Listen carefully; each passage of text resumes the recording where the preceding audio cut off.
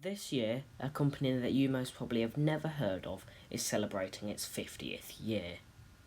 28 Scamps came to the annual Scamp Picnic to go off-roading and have a weekend of fun along with the odd beer or two.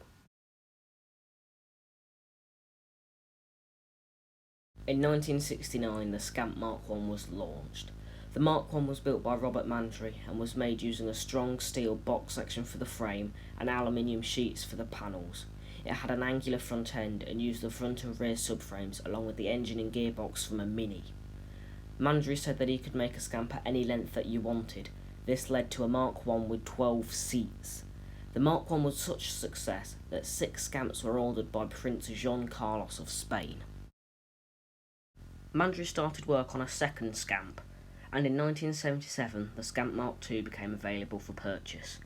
The second generation of the Scamp had a boxier design and a wider palette of options to choose from.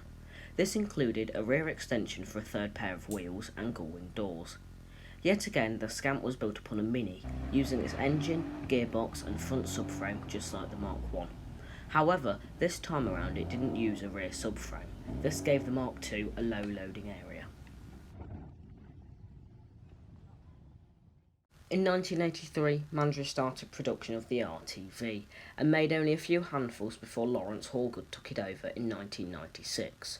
At around the same time, Andrew McLean was looking at taking over Scamp, but it was delayed until 1987. After McLean acquired the Scamp Motor Company, he started work on a third model while still producing the Mark II with a few minor changes. In 1989, the Scamp Mark III was launched. This time the front was more triangular, and just like the Mark II, it used the engine, gearbox and front subframe from the Mini, but no rear subframe was used.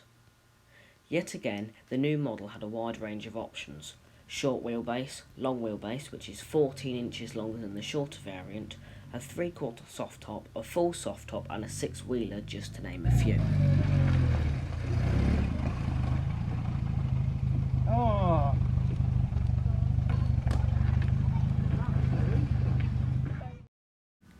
The next car added to the Scamp lineup was the GT3.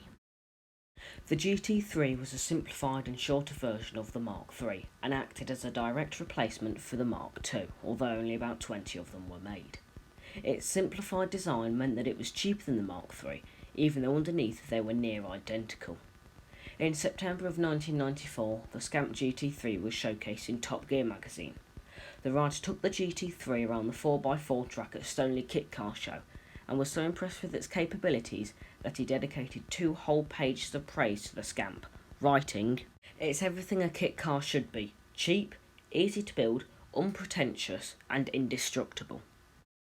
The other Scamp in the GT range was the GT 4x4. The 4x4 was the first Scamp designed with 4-wheel drive. It was also the first Scamp not to need a Mini or Mini components. This time around you needed a Suzuki SJ. The GT 4x4 was designed as a go-anywhere vehicle whilst causing the least damage to the environment. This was due to its lightweight technology. Then in 1996 came the GT 4x4's brother. The Mark 4x4, more commonly known as the Mark IV, was very similar to the GT 4x4 because they both had 4-wheel drive and were very good off-roaders. This time, however, the Mark IV had the door profile of the Mark III and not the higher, simpler sides of the GT. You could use either a Suzuki SJ or Daihatsu 4-track chassis, with the 2 different types having very slight body differences. In the year 2000, the Scamp Motor Company released something that looks nothing like any other Scamp. The Rofant Roadster looks just like a classic car, but in fact it is a capable off-roader. With its aluminium panelling and its Suzuki SJ chassis and drivetrain, it is a lightweight, 4-wheel drive off-roader. Andrew McLean built the only Rofant Roadster alongside Peter Simpson, who is the current owner. The final chapter for the Scamp Motor Company came in around 2009, when Andrew McLean took over the RTV from Lawrence Hallgood.